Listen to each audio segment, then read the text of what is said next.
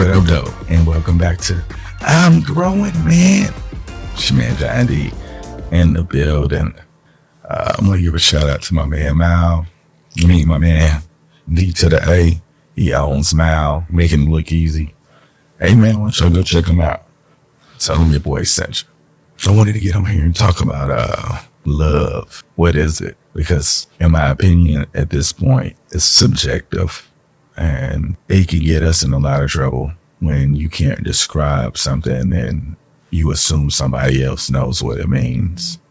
I've learned in my relationship with my wife what I can understand or what she shown me what it means to her. What it meant to me, I'm still trying to figure it out, but what she gave me is something that I didn't learn growing up. And without her guidance, I don't even know how I couldn't have gotten here. I could not have gotten here without her. I can say this, and just no shot to any single man, but a single man can't be better than a man in a relationship, because a man in a relationship already knows what it's like to be single. Of course, a single man could be handsome and have money, and they could travel the world. They can have these eyes and all of that. But being in a relationship, you have to learn a different person. It's different responsibilities. It's a different sacrifice, and that's the part of love that single men haven't mastered, in my opinion. They don't love themselves enough to deserve something to help them grow, because whatever happened in their childhood has caused a rift and the stubbornness in men that they're doing what's best for them. But in fact, they want the relationship. They just don't know how to get there. And the unsolicited advice that I typically give: therapy, journaling, meditation, change your diet, prayer always works. And you don't have to do it every day. You can do it every day. Just whenever you do it, mean it. The universe works in mysterious ways. And whoever your God is, if you're getting better, if you're working to get better, he'll reward you. You can't be praying for things you're not working for. A lot of you guys praying to get rich, praying for the next opportunity, but there's somebody working harder than you that's going to get it before you. You so far back in line to get that opportunity that you don't understand the amount of work it takes to get what you want. I know I'm here talking about love, but you have to love yourself to present to the world a different effort that you've been showing, because we're only in these bodies for so long, and you want as many different experiences as possible. Because once you stop seeking different experiences, you get old. You get old quick. And if you didn't take care of your body, it's going to hurt day to day until it's time to go. But until it is, if you got your health, master yourself so that you can get a compliment that can show you a different way to view things. Like I said, my wife, I have things that's more dear to my heart because of her. I know she doesn't like me talking about this, but I didn't love my kids.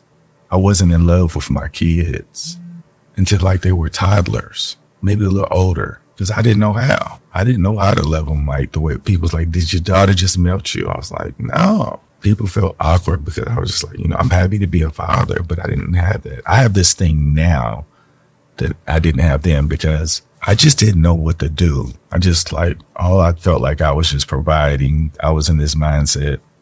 I got an education. I got a job.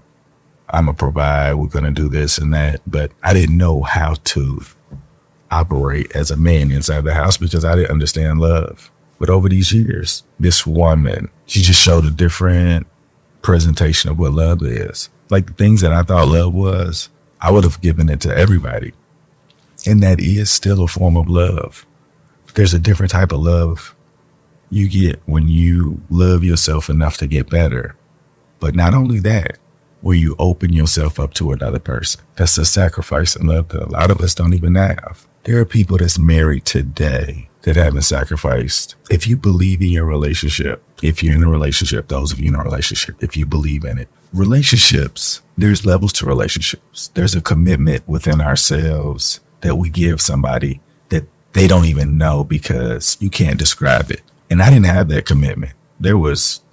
I didn't even know how to get there. But if you can't get there, if you're not on your way there, you're kind of just wasting time. In order to get into a place in a relationship where you be like, that's it, you have to work on it intentionally. This is all you people who are married, been in relationships for a long time. You don't have to be married to get to this point.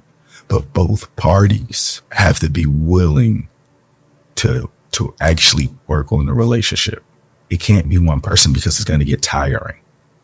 And that one person will most likely get burnt out and not want to be in a relationship. If you want your relationships to improve, you guys should be doing something every single day.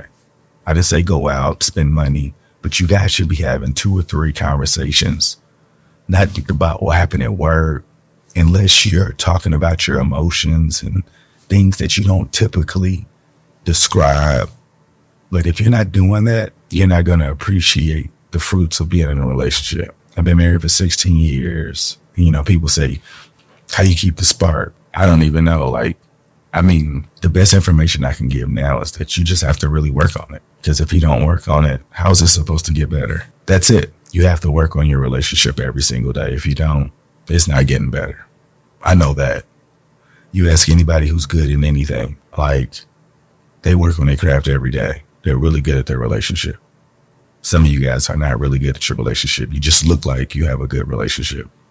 You know the truth. Also, we need to start giving women what they're asking for versus what we think they're supposed to have. You know, we give them things that we want them to have because we think they would like it, and they respond in a way that shows that they're grateful, but that's not what they ask for. You know, a lot of times it's not even materials, but we as men don't have enough imagination to be thoughtful. So we spend money on expensive things to hide how much of a creative we are. It's honestly God's truth. If I distract you and buy you this bag, but what happened was it distracted you so much that you don't need a creative. You need somebody with money. If men knew and accepted the responsibility of just getting better, they would know that they can keep any woman without being rich, because you would constantly be thinking of nice things to do that doesn't involve money. Or if it does involve money, it's going to be within your budget. And if the person's supposed to be with you, they're going to know that you are not being extra because they already know where you are in life. But if you hide and act like you got this and that, you're going to attract women who want that. There's the conflict.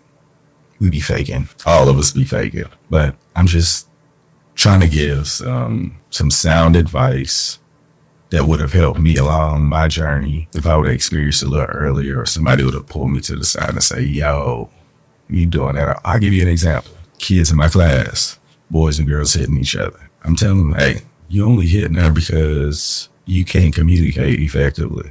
You know, in my past, I recognized students, when they hit girls, they hit them because they can't communicate effectively. And they think, I got you, and this is fun. But girls don't like to be hit. I don't know what. It's like the caveman era.